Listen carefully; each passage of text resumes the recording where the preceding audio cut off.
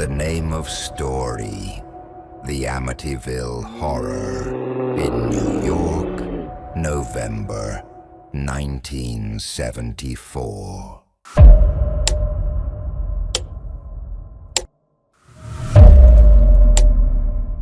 A lone man arrives at the infamous Amityville house just as dusk falls. The house stands silent and oppressive, its dark silhouette looming like a predator.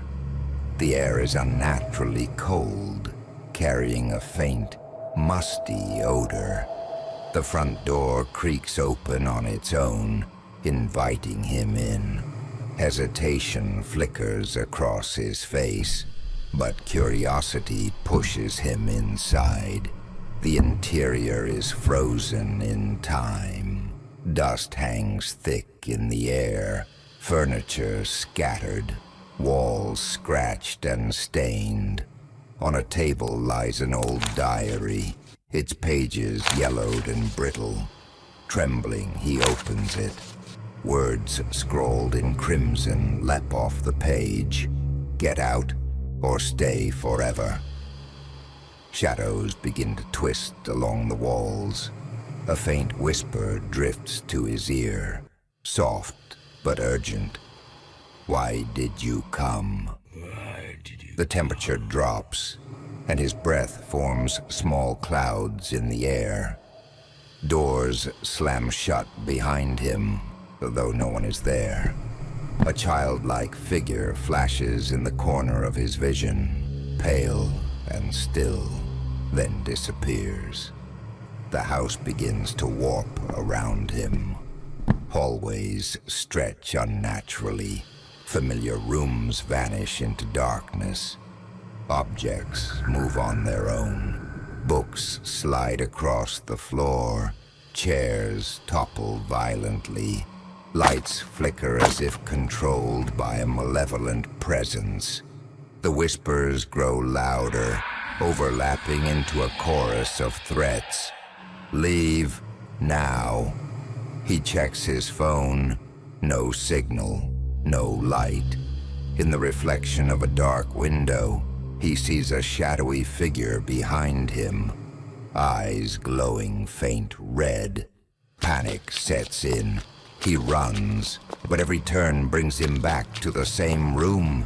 The diary ignites spontaneously, the flames spelling one final terrifying warning. You can never leave. Walls pulse like a heartbeat, closing in. A voice hisses into his ear, venomous and icy. Welcome home. He screams, pounding on the front door, clawing desperately. Then silence, eerily calm. The door slowly creaks open, but outside, the world has vanished. Darkness stretches infinitely, pierced only by faint, glowing red eyes. Dozens of whispers converge. You belong to us, forever. From the shadows, pale, grinning faces emerge from walls and floor, reaching toward him. He turns, screaming, as the faces draw nearer. The camera lingers on his terror-filled eyes before everything cuts to black. The house stands alone on the street, quiet once more. But behind a window, a faint shadow shifts. Impossible to tell if it is human or something far darker. The Amityville house waits, patient, for its next victim.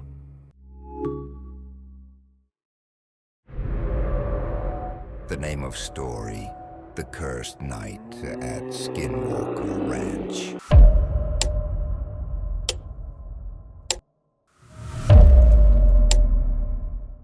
What if I told you there's a place in America so haunted, so cursed, that even scientists are terrified to step foot on it? a place where people vanish. Animals are found carved open without a drop of blood, and lights in the sky move like they're alive. That place is called Skinwalker Ranch. In the mid-90s, Tom and Ann Sherman thought they were buying their dream home, a sprawling ranch in Utah. Instead, they walked into a living nightmare. On their first night, Ann saw it, a glowing red orb floating silently over the fields.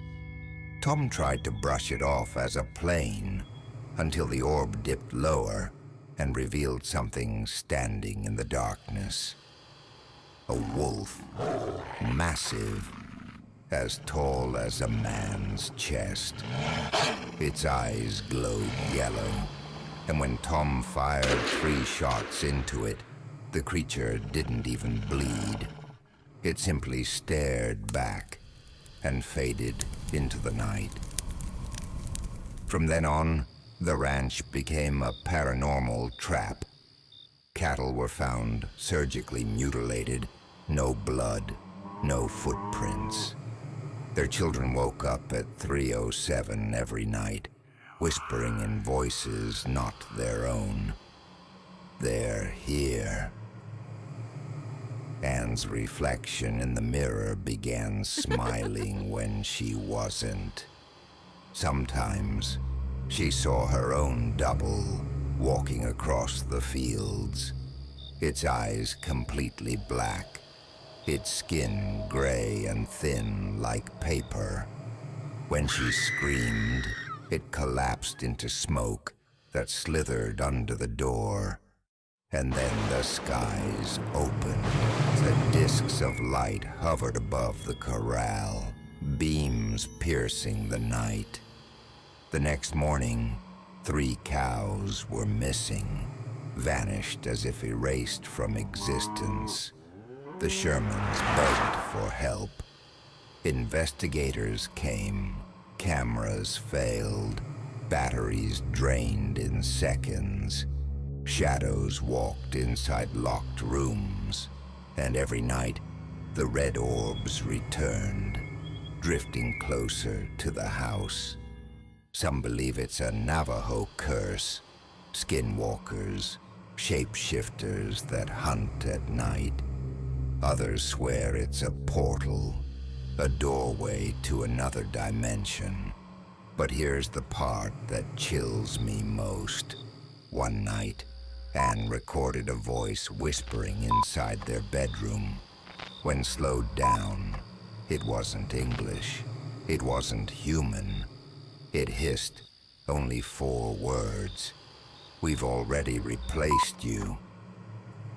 The next day, neighbors swore they saw the Shermans outside, smiling, waving, acting normal. But Tom and Ann had already left the ranch. So who or what was living inside their home? Even now, Skinwalker Ranch waits. And if you ever see a glowing red light in the desert sky, don't follow it, don't look. Because once it finds you, you'll never know if the one who comes back is really you. The name of story, the Moreno Valley Poltergeist, a true haunting from California.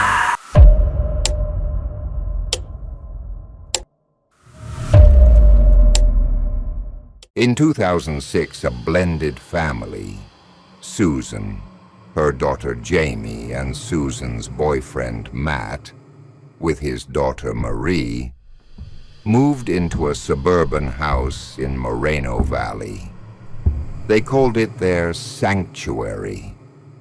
But soon after, strange disturbances began. At first, it was subtle.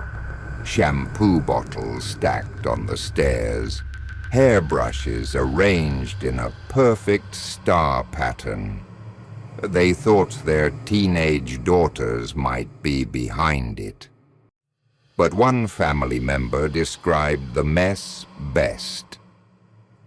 Peanut butter had been microwaved and spilled everywhere. Objects moved with intention, but no one was seen. Desperate, Susan attempted an amateur séance to appease the entity. That night the house turned violent. A chair rocked itself in front of Marie, who claimed it watched her. Later, Jamie's bed was drenched in coffee thrown when she was alone in the room. Fear and blame tore the family apart.